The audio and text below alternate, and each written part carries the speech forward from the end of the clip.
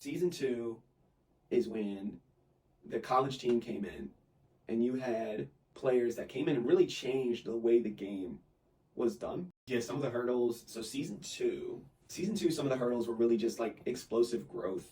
Kind of changed a lot.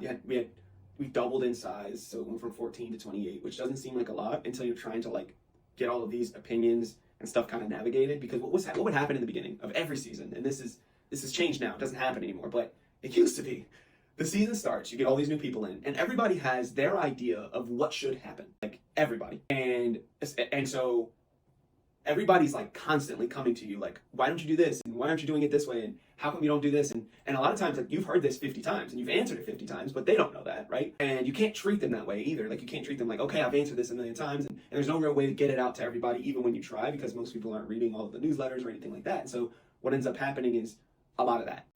You're like funneling through, answering questions, keeping the community satisfied that you are listening, but at the same time understanding that you do know what's best, and you don't necessarily need to take everything that they're saying, understanding that what they're saying maybe doesn't work right now and it may work later. And that was a really tough thing for people to kind of understand, because when I don't implement it now, they feel I haven't heard it, or I didn't hear what they said. And then when I implement it later, they feel like I stole it, right? And so it's like, it's a funny dance that you have to deal with. That was kind of constant for season two. I don't think there was ever a game that defined the league, but there were players for sure. Season two is when the college team came in and you had players that came in and really changed the way the game was done. Billy really stood out season one and continued to shine in season two. Herb just continued dominance in fighting games. Scance continued. Jury joined and dominated, and they won as a college team.